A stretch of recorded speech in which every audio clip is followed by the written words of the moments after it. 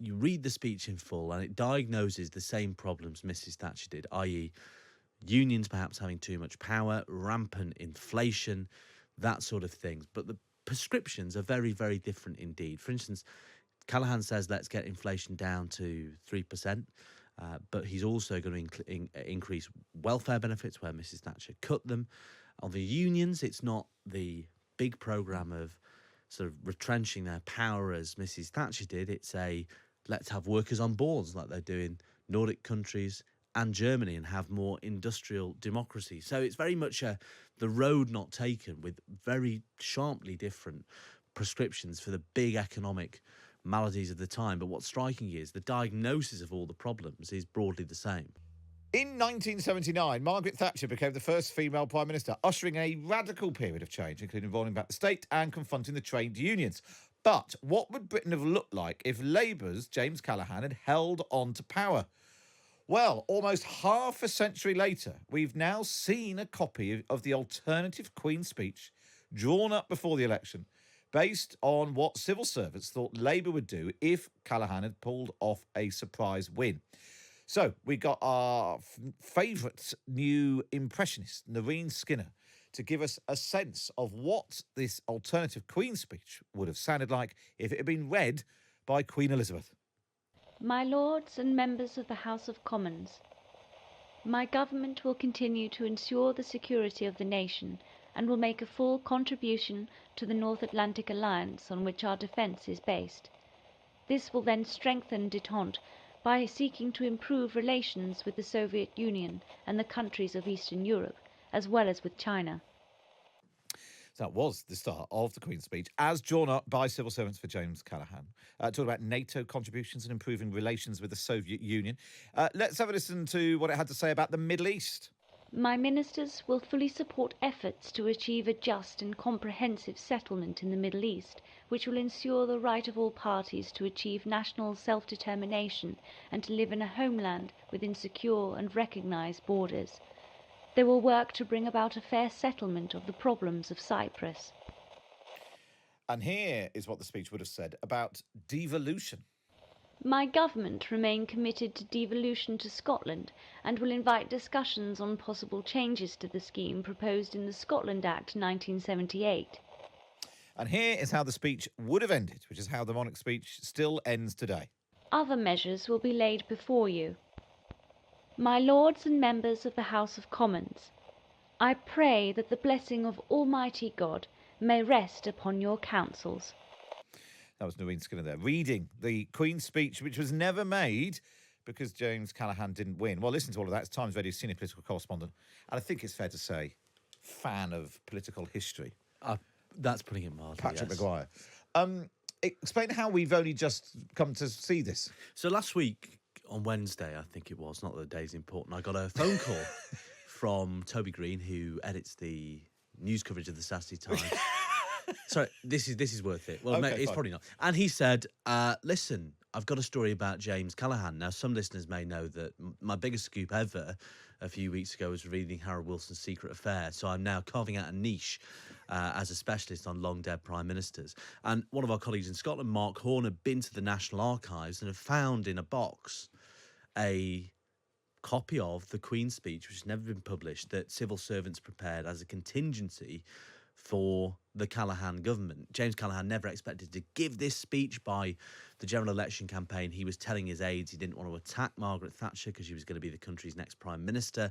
Some people may remember he'd said privately that sometimes there's a sea change in British politics, and he believed there was a sea change for Mrs. Thatcher. But nonetheless, civil servants drew this up with no input really from James Callaghan's political advisors, a couple of whom are still alive and who I spoke to for this story. But it's been languishing in a box, like so many interesting things, in the National Archives for a long time. And thanks to the enterprising, eagle-eyed work of our colleague Mark Horn, it's been published. And what does it tell us about how history might have played out if the politics had been different and Callaghan had stayed on? What's interesting about this, and you get a flick of it from the clips we've just heard, not least with devolution, which Margaret Thatcher very much didn't pursue, is you read the speech in full and it diagnoses the same problems Mrs. Thatcher did, i.e. unions perhaps having too much power, rampant inflation, that sort of things. But the prescriptions are very, very different indeed. For instance, Callaghan says let's get inflation down to 3%, but he's also going to increase welfare benefits where Mrs. Thatcher cut them. On the unions, it's not the big programme of sort of retrenching their power as Mrs. Thatcher did. It's a let's have workers on boards like they do in Nordic countries and Germany and have more industrial democracy. So it's very much the road not taken, with very sharply different prescriptions for the big economic maladies of the time. But what's striking is the diagnosis of all the problems is broadly the same. It's interesting. Just finally, because presumably it means that there's a Queen's speech from 2010 that Gordon Brown would have delivered, or John Major's Queen's speech if he'd won the '97 election. Has this been sitting there waiting to be found, or has it only just been released because of the length of time that's passed? I think it's just been sitting there waiting to be found. I'm not sure of the classification. Even if it's under the 30-year rule, then it's been there since 2009. And it's worth noting, though, that this was what civil servants thought a Labour government would do. It'd be interesting. Obviously, Jim Callaghan isn't around to tell us. I did speak to Lord Donoghue, Bernard Donoghue, who was Jim Callaghan's policy chief, and he said, yeah, that looks about right. That looks about the territory we would have been in. But it's a really interesting insight into the Britain that never was. Yeah. And the way that the civil servants are planning for all even in 30 years' time, 25 years' time, we'll read Jeremy Corbyn's Queen's speech from 2017, perhaps. And 2019. Indeed. And would it be different? Patrick, thanks for that. Trip down memory lane. And well done to Mark Horn, our colleague, for finding that.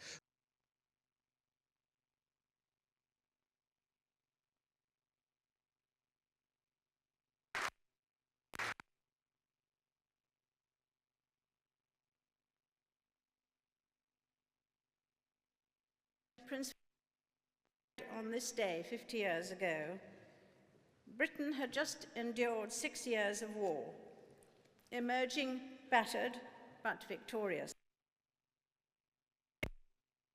Navy, while I was grappling in the ATS with the complexities of the combustion engine and learning to drive an ambulance with care.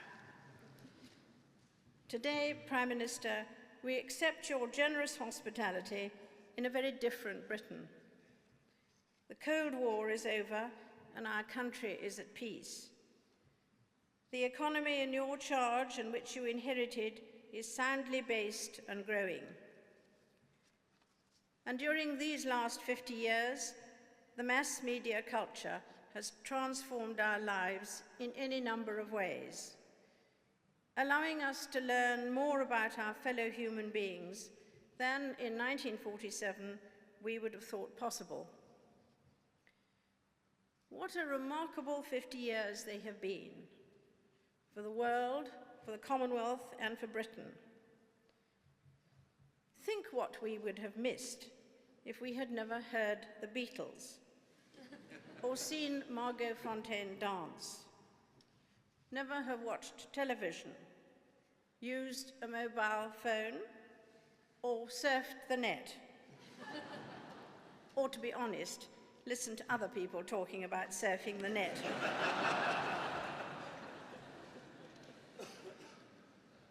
We would never have heard someone speak from the moon, never have watched England win the World Cup, or Red Rum 3 Grand Nationals.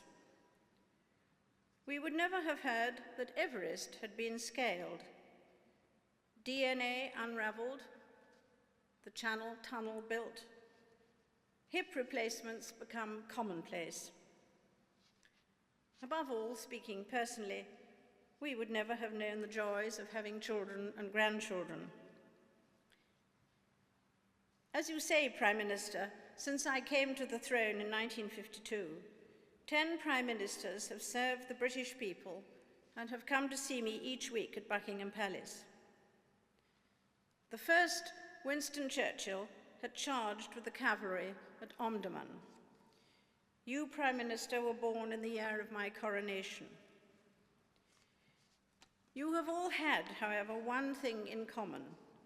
Your advice to me has been invaluable, as has that from your counterparts, past and present, in the other countries of which I am Queen. I have listened carefully to it all. I say most sincerely that I could not have done my job without it.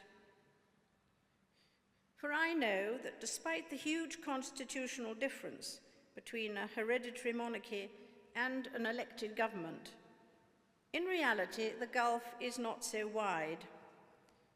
They are complementary institutions, each with its own role to play, and each in its different way exists only with the support and consent of the people. That consent, or the lack of it, is expressed for you, Prime Minister, through the ballot box. It is a tough, even brutal system, but at least the message is a clear one for all to read. For us, a royal family, however, the message is often harder to read, obscured as it can be by deference, rhetoric, or the conflicting currents of public opinion. But read it we must. I have done my best, with Prince Philip's constant love and help, to interpret it correctly through the years of our marriage and of my reign as your queen. And we shall, as a family, try together to do so in the future.